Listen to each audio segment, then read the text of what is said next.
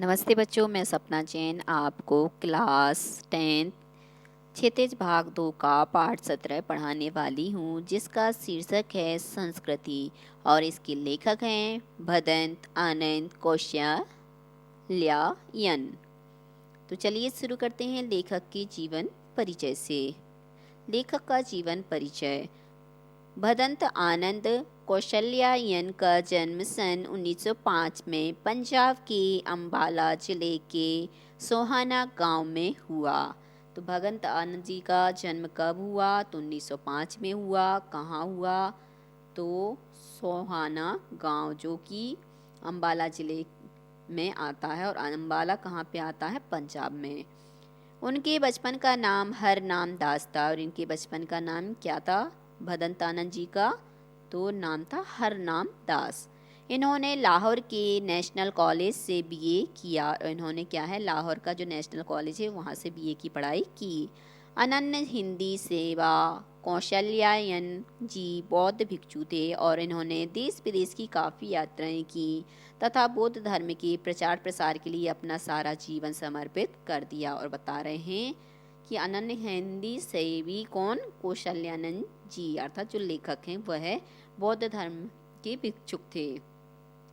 मतलब उन्होंने बौद्ध धर्म को स्वीकार किया था और इसी कारण से इन्हें बौद्ध धर्म के प्रचार प्रसार के लिए देश विदेश की यात्राएं भी करनी पड़ी।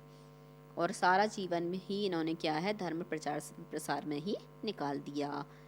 वे गांधी जी के साथ लंबे अरसे तक वर्धा में रहे। और ये क्या है, गांधी जी के साथ लंबे समय तक वर्धा नाम की एक जगह है वहाँ पर रहे। सन 1988 में इनका निधन हो गया और सन 1988 में इनकी क्या है, मृत्यु हो गई। रचना परिचय। अब हम देखते हैं इनकी रचना परिचय को।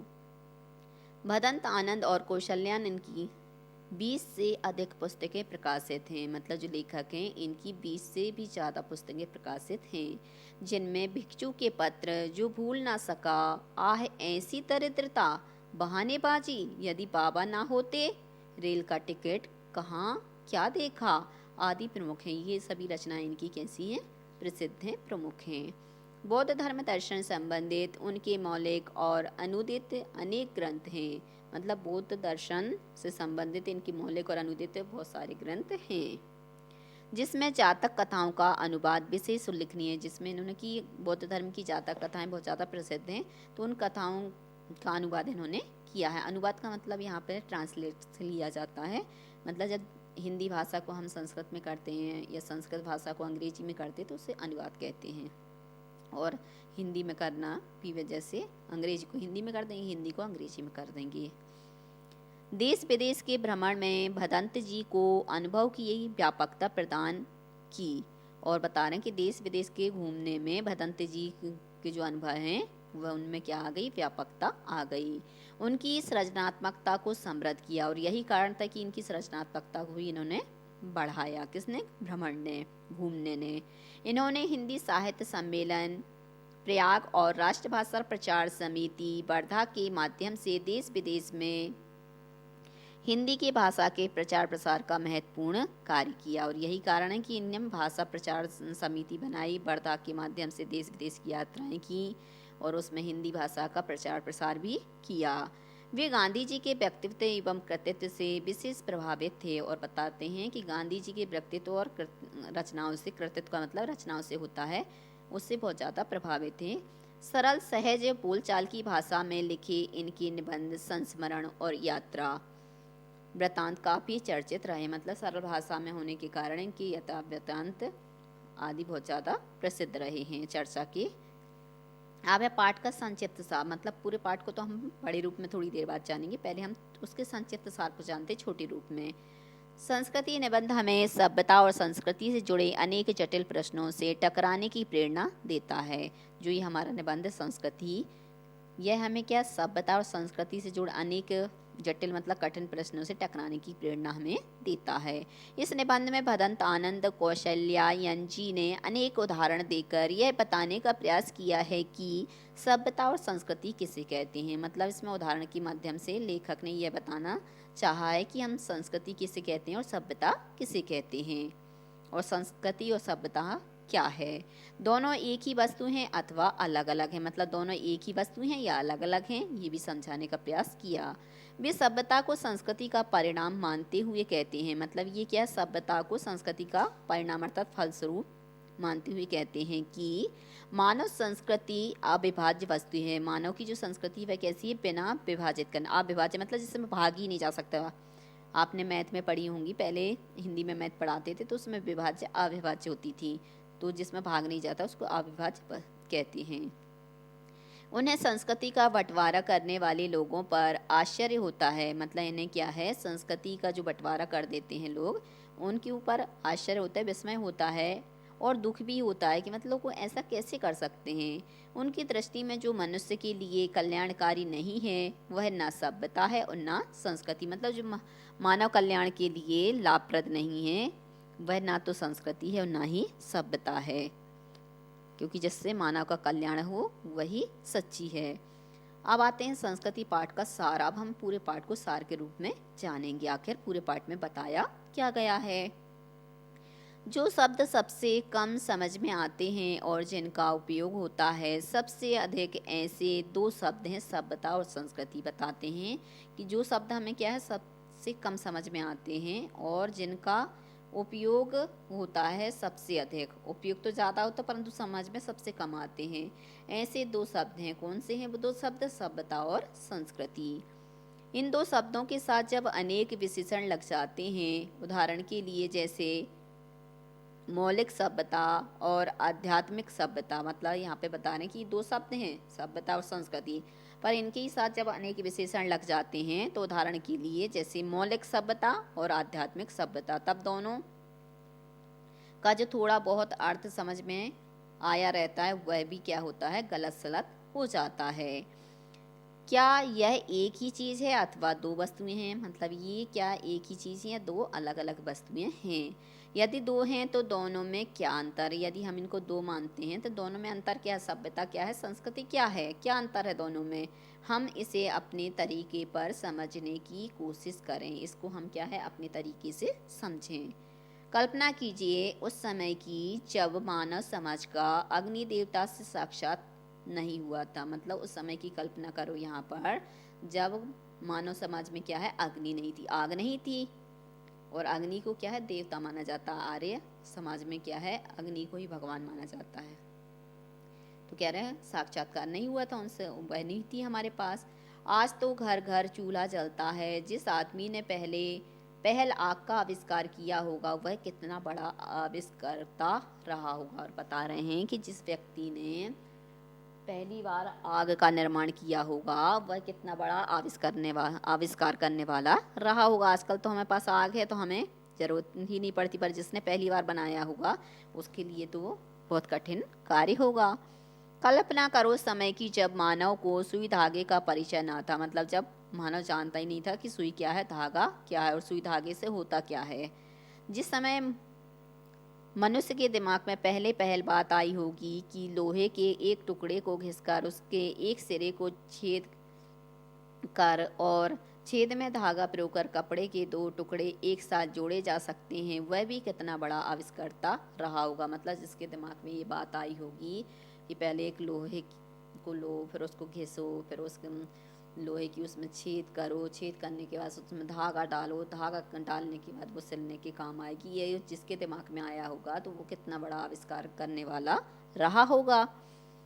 इन्हीं दो उदाहरणों पर विचार कीजिए। पहले उदाहरण में एक चीज़ है किसी व्यक्ति विशेष की आग का आविष्कार कर सकने की शक्ति, मतलब यहाँ पर दो उदाहरण लिए, एक उदाहरण को हम लेते हैं आग का निर्माण वाला और दूसरा हम लेते हैं आग का आविष्कार।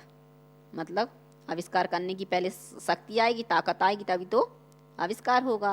वो तो आग का आविष्कार हो गया, मतलब आग उसने पैदा कर दी।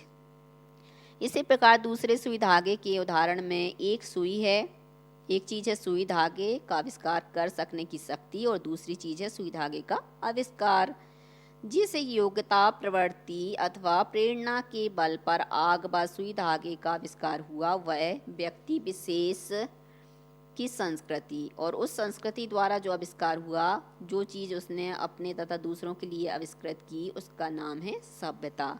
तो यहाँ पे स्पष्ट कर दिया है कि संस्कृति क्या है और सभ्यता क्या है। तो हम इसको दूसरे शब्दों में कह सकते हैं, जो हमारे अंदर के गुण होते हैं वो गुण हमारे कहलाते संस्कृति, और उसी को जब हम व्यक्त कर देते हैं तो वो हमारी बन जाती हैं सभ्यता।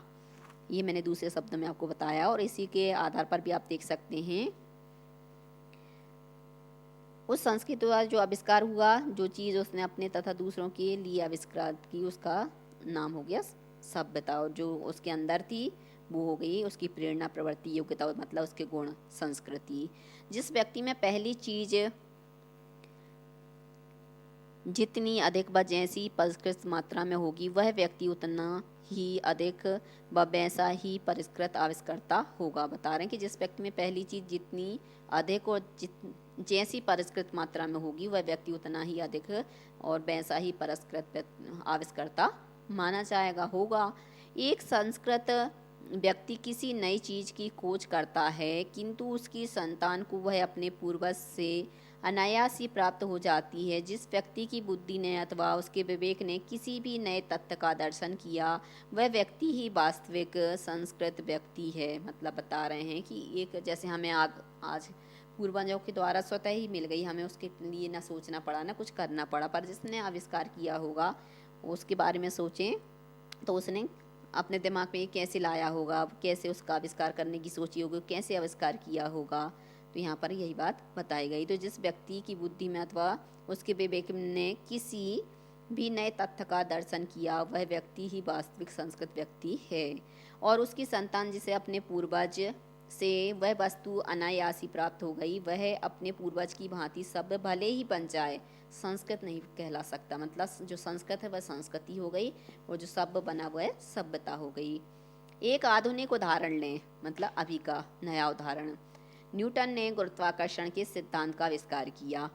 न्यूटन ने क्या किया? गुरुत्वाकर्षण सिद्धांत का निर्माण किया था। वह संस्कृत मानव था। अब वो कैसा कहलाएगा? संस्कृत मानव कहलाएगा। आज के युग का भौतिक विज्ञान का विद्यार्थी न्यूटन के गुरुत्वाकर्षण से तो परिचित है ही, लेकिन उसके साथ उसे और भी अनेक बातों का ज्ञान होता है। मतलब न्यूटन के गुरुत्वाकर्षण के सिद्धांत को तो जानता है कौन? भौतिक विज्ञान का विद्यार्थी। परिचित तो है, लेकिन उसके साथ और भी बहुत सारी बातों को वह जानता है जिनसे शायद न्यूटन अपरिचित ही रहा होगा। मतलब न्यूटन इन सब बातों को नहीं जानता होगा, जो जबकि आज का भौतिक विज्ञान का विद्यार्थी जानता है। ऐसा होने पर भी हम आज के भौतिक विज्ञान के विद्यार्थी को न्यूटन की अपेक्षा अधिक सभ्य भले ही कह सकें। मतलब हम न्यूटन उसे नहीं कह सकते, भले ही उसको न्यूटन की अपेक्षा सभ्य कह देंगे, पर संस्कृत व्यक्ति तो न्यूटन ही कहलाएगा, पर न्यूटन जितना संस्कृत नहीं कह सकते। आग के आविष्कार में कदाचित पेट की ज्वाला की प्रेरणा एक कारण रही। सुई धागे के आविष्कार में शायद शीतोष्ण से बचने तथा शरीर को सजाने की प्रवृत्ति का विशेष हाथ रहा। तो आग के आविष्कार में कदाचित क्या है? पेट की ज्वाला की जो प्रेरणा एक कारण रही होगी, और सुई धागे के आविष्कार में शायद शीतोष्ण से बचने तथा शरीर को सजाने की प्रवृत्ति विशेष हाथ रहा हो। अब कल्पना कीजिए उस आदमी की जिसका पेट भरा है, मतलब उसका पहले से ही पेट भरा है, जिसका तन ढका है, लेकिन जब वह खुले आकाश के नीचे सोया हुआ रात के जगमगाते तारों को देखता है तो उसको केवल इसलिए नींद नहीं आती क्योंकि वह यह जानने के लिए परेशान है कि आखिर यह मोती भरा थाल क्या है। पेट भरने और तन ढकने की इच्छा मनुष्य को संस्कृति की जननी नहीं है। पेट और तन ढका होने पर भी ऐसा मानव जो वास्तव में संस्कृत है, निराश नहीं बैठ सकता। मतलब वो क्या करेगा? उसके आविष्कार करने में लगा रहेगा। हमारी सभ्यता का एक बड़ा अंश हमें ऐसे संस्कृत आदमियों से ही मिला है जिनकी चेतना पर स्थूल भौतिक कारणों का प्रभाव प्रधान रहा है, किंतु उसका कुछ हिस्सा हमें मनीषियों से भी मिला है। मतलब हमारे जो ऋषि मुनि हैं उनसे भी मिला है, जिन्होंने तथ्य विशेष किसी भौतिक प्रेरणा के वशीभूत होकर नहीं, बल्कि उनके अपने अंदर की सभ्य संस्कृति के ही कारण प्राप्त किया है। मतलब उन्होंने भौतिक चकाचौंध से प्रभावित होकर ये सब कार्य नहीं किए, बल्कि उनके अंदर की जो प्रेरणा थी उससे ही प्रभावित होकर यह कार्य किए हैं। तो जो अंदर की प्रेरणा होती है, अंदर के गुण होती है, वो संस्कृति कहलाती है, और जो हम बाहर करते हैं वो क्या कहलाती है? सभ्यता। रात के तारों को देखकर ना सो सकने वाला मनीषी हमारे आज के ज्ञान का ही प्रथम पुरस्कर्ता था। मतलब जिसने पहली बार रात के तारों को देखा होगा और उनको अलग अलग नाम दिए होंगे, तो ऐसा जो मनीषी है वह हमारे आज के ज्ञान का ही प्रथम क्या हो जाएगा? पुरस्कर्ता था। भौतिक प्रेरणा, ज्ञान इप्सा, ये दो ही मानव संस्कृति के माता पिता दूसरे के मुंह में कौर डालने के लिए अपने मुंह का कौर छोड़ देता है। तो यहाँ पे बता रहे हैं कि भौतिक प्रेरणा और ज्ञान को चाहने वाला, ये दो ही हैं मानव संस्कृति के माता पिता हैं, जो क्या करते हैं कि मुंह में कौर डालने के लिए अपने मुंह का कौर क्या करते हैं? छोड़ देते हैं। मतलब बच्चा जब भूखा होता है तो हम क्या करते हैं? हमें भूख लगी रहती है और बच्चा बैठा है, तो हम अपने मुंह में बाद में कौर डालेंगे, बच्चे के मुंह में पहले डालते हैं। तो ऐसी हमारी संस्कृति के जो मनुष्य लोग हैं वह रहे हैं। उसको यह बात क्यों और कैसे सूझती है? रोगी बच्चे को सारी रात माँ गोद में लिए जो माता बैठी रहती, वह आखिर ऐसा क्यों करती है? बता रहे हैं कि उसको यह बात क्यों और कैसे सूझती है कि मतलब ऐसा हुआ तो क्यों हुआ, ये करना है, क्यों करना है।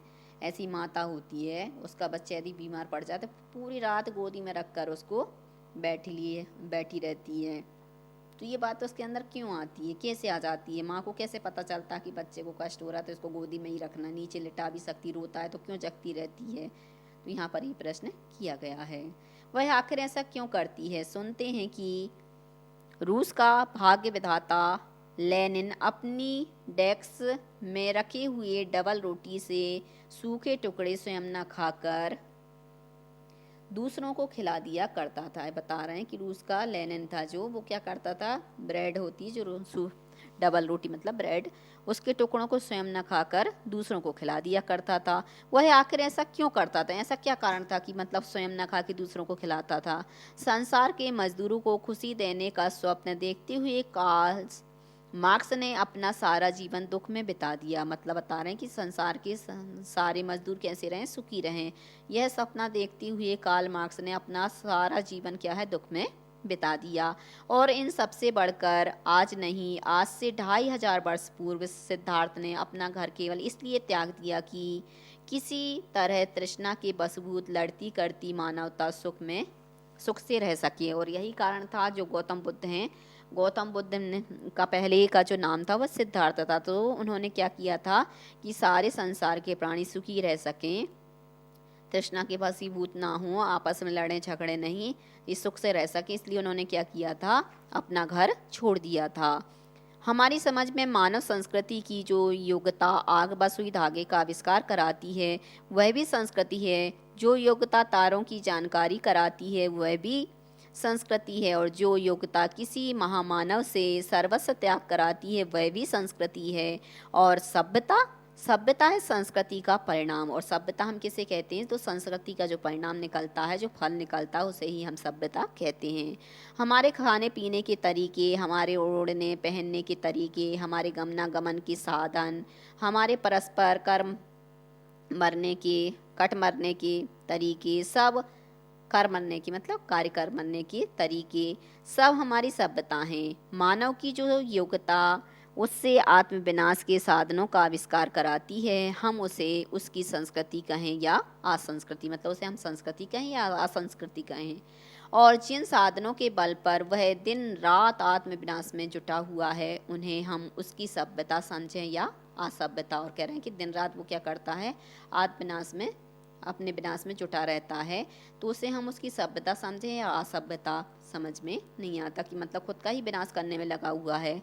संस्कृति का यदि कल्याण की भावना से नाता टूट जाएगा तो वह असंस्कृति होकर ही रहेगी। यदि मतलब हमारा आत्मकल्याण से नाता टूट जाएगा तो ये संस्कृति नहीं कहलाएगी बल्कि असंस्कृति हो जाएगी। ऐसी संस्कृति का अवश्य भावी परिणाम असभ्यता के अतिरिक्त दूसरा क्या होगा? मतलब ऐसी संस्कृति का जो आवश्यक भावी जो परिणाम है, फल है, वह असभ्यता के अलावा क्या हो सकता है? कुछ दूसरा हो ही नहीं सकता। संस्कृति के नाम से जिस कूड़े करकट के ढेर का बोध होता है वह ना संस्कृति है और ना रक्षणीय वस्तु है। हम क्या करते हैं? संस्कृति के नाम से कूड़ा कचड़ा इकट्ठा करते जाते हैं और उसका ज्ञान प्राप्त करते हैं, तो ना तो वह संस्कृति है और ना ही वह रक्षा करने की वस्तु है। क्षण क्षण परिवर्तन होने वाले संसार में किसी भी चीज को पकड़कर बैठा नहीं जा सकता। मतलब ये संसार कैसा है?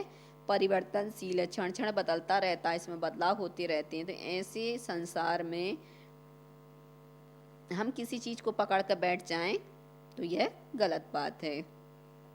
मानव ने जब जब प्रज्ञा और मैत्री भाव से किसी नए तथ्य का दर्शन किया है तो उसने कोई वस्तु नहीं देखी है। और मानव ने जब जब क्या है? बुद्धि और मैत्री भाव से किसी नए तथ्य का दर्शन किया है तो उसने कोई वस्तु नहीं देखी है।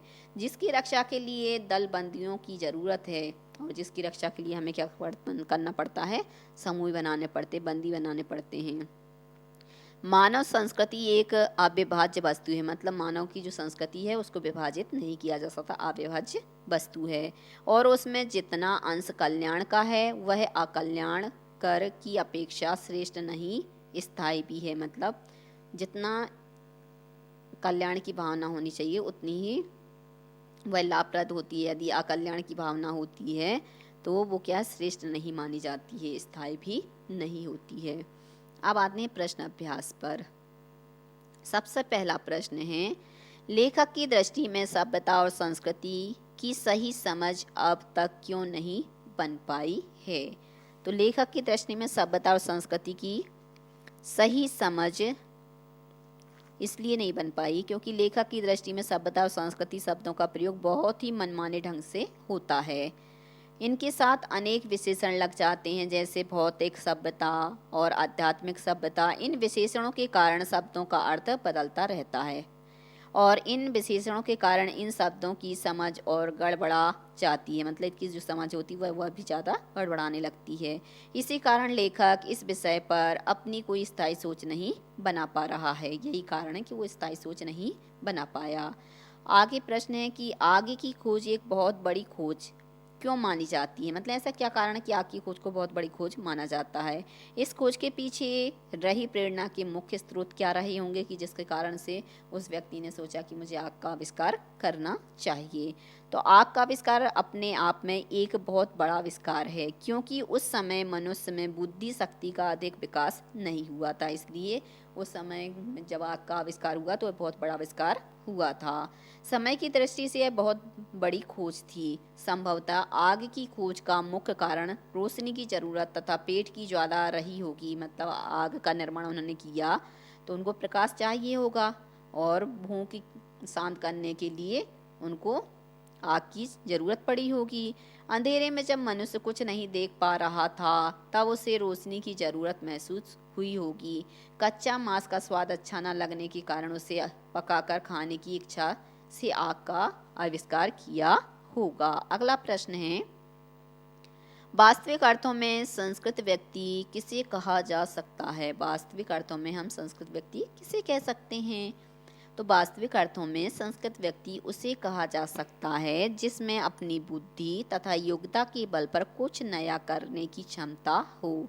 जिस व्यक्ति में ऐसी बुद्धि तथा योग्यता जितनी अधिक मात्रा में होगी वह व्यक्ति उतना ही अधिक संस्कृत होगा।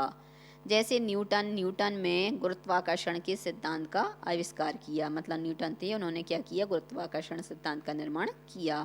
वह संस्कृत मानव था। मतलब जो न्यूटन था वह कैसा था? संस्कृत मानव था। आज भौतिक विज्ञान के विद्यार्थियों को इस विषय पर न्यूटन से अधिक सभ्य कह सकते हैं परंतु संस्कृत नहीं कह सकते क्योंकि आविष्कार करने वाला ही संस्कृत कहलाएगा और ज़्यादा ज्ञान रखने वाला संस्कृत नहीं कहा जा सकता, उसे हम सभ्य कह सकते हैं। अगला प्रश्न है, न्यूटन को संस्कृत मानव कहने के पीछे कौन से तर्क दिए गए हैं? न्यूटन द्वारा प्रतिपादित सिद्धांतों एवं ज्ञान की कई दूसरी बारीकियों को जानने वाले लोग भी न्यूटन की तरह संस्कृत नहीं कहला सकते क्यों? बता रहे हैं कि न्यूटन को संस्कृत मानव कहने के पीछे कौन से तर्क दिए गए होंगे। न्यूटन द्वारा प्रतिपादित सिद्धांत एवं ज्ञान की कई दूसरी बारीकियों को जानने वाले लोग भी न्यूटन की तरह संस्कृत नहीं कहला सकते हैं। क्या कारण है कि हम उन्हें संस्कृत नहीं कह सकते? सभ्य तो कह सकते हैं पर संस्कृत नहीं कह सकते। तो न्यूटन ने अपनी बुद्धि शक्ति से गुरुत्वाकर्षण के रहस्य की खोज की, इसलिए उसे संस्कृत मानव कह सकते हैं। आज मनुष्य के पास भले ही इस विषय पर अधिक जानकारी होगी, पर उसमें वो बुद्धि शक्ति नहीं जो न्यूटन के पास थी। वह केवल न्यूटन द्वारा दी गई जानकारी को बढ़ा रहा है, इसलिए वह न्यूटन से अधिक सभ्य है। संस्कृत नहीं कह सकते, हम उसे संस्कृत नहीं है। अगला प्रश्न है, किन महत्वपूर्ण आवश्यकताओं की पूर्ति के लिए सुई धागे का आविष्कार हुआ होगा? तो सुई धागे का आविष्कार शरीर को ढकने तथा सर्दियों में ठंड से बचने के उद्देश्य से हुआ होगा। आवश्यकता अनुसार शरीर को सजाने की जरूरत महसूस हुई होगी, इसलिए कपड़े के दो टुकड़ों को एक करके जोड़ने के लिए सुई धागे का निर्माण किया हो गया, आविष्कार किया गया होगा। अगला प्रश्न है, मानव संस्कृति एक अविभाज्य वस्तु है, किन्हीं दो प्रसंगों का उल्लेख कीजिए। तो यहाँ पे दिया, मानव संस्कृति को विभाजित करने की चेष्टाएं की गईं। तो वर्ण व्यवस्था के नाम पर मानव संस्कृति को विभाजित करने की चेष्टाएं की जाती रही हैं, कि मतलब वर्ण के आधार पर, जाति के आधार पर, धर्म के आधार पर बांटने की बहुत ज़्यादा कोशिश की गई। धर्म के नाम पर भी मानव संस्कृति को विभाजित करने की चेष्टाएं की जाती हैं, जिसका परिणाम हम हिंदुस्तान तथा पाकिस्तान नामक दो देश के रूप में देखते हैं। अगला है, जब मानव संस्कृति ने अपने एक होने का प्रमाण दिया, मतलब जब मानव संस्कृति ने अपने एक होने का प्रमाण दिया, तो संसार के मजदूरों को सुखी देखने के लिए कार्ल मार्क्स ने अपना सारा जीवन दुख में बिता दिया। दूसरा, सिद्धार्थ ने अपना घर केवल मानव कल्याण के लिए ही छोड़ दिया। अगला प्रश्न, आज से स्पष्ट कीजिए। आज से मतलब अर्थ भावार्थ से है। मानव की जो योग्यता उसमें आत्म विनाश के साधनों का आविष्कार कराती है, हम उसे उसकी संस्कृति कहें या असंस्कृति। मानव हमेशा से ही अपनी सुरक्षा के लिए चिंतित रहा है। मानव क्या है? हमेशा से ही क्या है? अपनी सुरक्षा को लेकर चिंता युक्त रहा है, इसलिए उसने मानव हित और आत्महित की दृष्टि से अनेकों आविष्कार किए हैं। यह आविष्कार जब मानव कल्याण की भावना से जुड़ जाता है तो हम उसे संस्कृति कहते हैं, और जब मानव की आविष्कार करने की योग्यता, भावना, प्रेरणा और प्रवृत्ति का उपयोग विनाश के लिए किया जाता है, तब वह असंस्कृति बन जाती। जैसे आपने देखा होगा परमाणु बम वगैरह हैं, ये यदि मानव की रक्षा के लिए बनाए जाते थे तो हम उसे संस्कृति कहते थे, परंतु उसी से जैसे हिरोशिमा पर गिराने की वजह से वहाँ के आज भी बच्चे विकलांग पैदा होते, तो उसको अब हम असंस्कृति कहते हैं। ऐसी भावनाओं को हम संस्कृति कदापि नहीं कह सकते, जिससे कि मानव कल्याण की जगह उनका क्या है? नुकसान हो, उनको हानि हो। अगला प्रश्न है, रचना और अभिव्यक्ति से। लेखक ने अपने दृष्टिकोण से सभ्यता और संस्कृति की एक परिभाषा दी है। आप सभ्यता और संस्कृति के बारे में क्या सोचते हैं? लिखिए। जैसा कि लेखक ने कहा है कि आज सभ्यता और संस्कृति का प्रयोग अनेक अर्थों में किया जाता है। आज हम देखेंगे तो सभ्यता और संस्कृति का जो प्रयोग है वह क्या करते हैं? अनेक अर्थों में करते हैं। मनुष्य के रहन सहन का तरीका सभ्यता के अंतर्गत आता है, मतलब रहना, उठना, बैठना, खाना पीना, ये सब सभ्यता के अंतर्गत आता है। संस्कृति का जीवन का चिंतन और कलात्मक सृजन से है, मतलब उसका जीवन कैसा, उसका चिंतन कैसा, मतलब आंतरिक जो गुण होते हैं वह संस्कृति हैं, और जो बाहरी गुण होते हैं वह सभ्यता हैं। जो जीवन को समृद्ध बनाती है, सभ्यता को संस्कृति का विकसित रूप भी कह सकते हैं। मतलब सभ्यता हम किसे कह सकते हैं? तो संस्कृति का जो विकसित रूप होता है उसे हम सभ्यता कह सकते हैं। जैसे हमारे अंदर गुण है सच्चाई का, अब अंदर तो गुण है और हम वो बाहर जब दिखाते हैं, हर चीज़ में सत्य सत्य बोलते हैं, तो वही क्या बन जाती है? सभ्यता बन जाती है, संस्कृति गुण ही। आते हैं भाषा अध्ययन पर। भाषा अध्ययन में सबसे पहला प्रश्न है, निम्नलिखित सामासिक पदों का विग्रह करके समास का भेद भी लिखिए। आप सबसे पहले सामासिक पद, समास किसे कहते हैं? तो जब हम पदों को जोड़ते हैं, समास करते हैं, तो वहाँ पर क्या बन जाता है? सामासिक पद। तो समास का भेद भी और समास के भेद, समास के यहाँ पर 6 भेद होते हैं। भेद मतलब उनके नाम, कौन कौन सा समास है। जैसे अव्ययीभाव समास, द्वंद्व समास, तत्पुरुष समास, कर्मधारय समास, द्विगु समास, बहुप्रिय समास। तो ऐसे समास के भेद, भेद मतलब नाम से है। और समास, सामासिक पद को जब अलग करते हैं तो उसको बोलते हैं विच्छेद करना, अलग करना। और जब हम सामासिक पदों को एक करते हैं तो उसको बोलते हैं सामासिक पद। जैसे माता और पिता, माता और पिता, इसमें से हम समास में जो और शब्द दिया है उसको हटा देंगे तो माता पिता, तो ये हो गया सामासिक पद। और माता और पिता तो हो गया समास विग्रह। गलत सलत, महामानव, हिंदू मुस्लिम, सप्तऋषि, आत्म विनाश, पद दलित, यथोचित, सुलोचना। अब हम यहाँ पे क्या करना है, इनके नामों को लिखना है और इनके भेदों को बताना है कि किस में कौन सा समास है। तो समास और समास विग्रह और समास का नाम। तो सबसे पहला गलत सलत, तो गलत और सलत, तो यहाँ पर द्वंद्व समास। द्वंद्व समास कहाँ पर होता है, जहाँ पर हमारे दिमाग में क्या है, द्वंद्व चले, हम निर्णय न ले पाए। जैसे माता और पिता, यदि हमसे कोई बोले तुम्हें माता ज़्यादा पसंद है या पिता ज़्यादा पसंद है, तो अब आप सोच में पड़ जाएंगे कि हमें माता ज़्यादा पसंद है कि पिता। निर्णय नहीं ले पाते हैं, द्वंद्व चलता हमारे दिमाग में, तो वहाँ पर होता है द्वंद्व समास। ये तो यहाँ पर इसलिए बता रहे हैं कि वैसे इसकी परिभाषा पे जाओगे तो जहाँ समास के दोनों ही पद प्रधान होते हैं वहाँ पर द्वंद्व समास होता है, ऐसी परिभाषा है। ये तो मैंने आपको समझाने के लिए बताई थी। महामानव, महान है जो मानव, यहाँ पर हो गया कर्मधारय समास। जहाँ पर विशेष विशेषण होता है वहाँ पर होता है कर्मधारय। हिंदू मुस्लिम, हिंदू और मुस्लिम, तो यहाँ पे और लगने के कारण द्वंद्व समास। सप्तऋषि, 7 ऋषियों का समूह, तो जहाँ पहला पद संख्यावाची होता है वहाँ पर द्विगु समास होता है, तो यहाँ पर आ गया आपका और समूह का बोध कराते हैं, तो यहाँ पे 7 ऋषियों का समूह, तो हो गया द्विगु समास।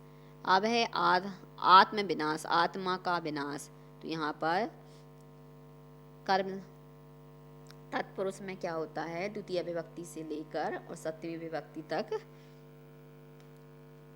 कारक का प्रयोग किया जाता है, वहाँ पर क्या हो जाता है तत्पुरुष समास। और यहाँ पर दोनों ही पद प्रधान होते हैं, तो आत्मा का विनाश, तो यहाँ पर षष्ठी तत्पुरुष समास हो गया। पद दलित, पद से दलित, यहाँ पर हो गया तत्पुरुष, तृतीय तत्पुरुष समास। यथोचित, जो उचित हो, तो यहाँ पर हो गया अव्ययी भाव समास, मतलब जिसमें क्या पहला पद अव्यय हो वहाँ पर अव्ययी भाव समास होता है। तो यथा क्या है, अव्यय है। अव्यय मतलब जो खर्च नहीं होता, ज्यों का त्यों बना रहता है, मतलब किसी भी विभक्ति वचन समास आदि में परिवर्तित नहीं होता, उसे हम अव्यय कहते हैं। सुलोचना, सुंदर लोचन है जिसके, तो यहाँ पर हो गया कर्मधारय समास। जहाँ पर विशेष विशेषण होते हैं वहाँ पर क्या होता है, कर्मधारय समास होता है। तो बच्चों आज के लिए सिर्फ इतना ही। यदि आपको हमारा ये वीडियो पसंद आया है तो लाइक कीजिए, शेयर कीजिए, सब्सक्राइब कीजिए तथा इस पाठ से संबंधित कोई भी प्रश्न है तो नीचे कमेंट्स में पूछ लीजिए। धन्यवाद।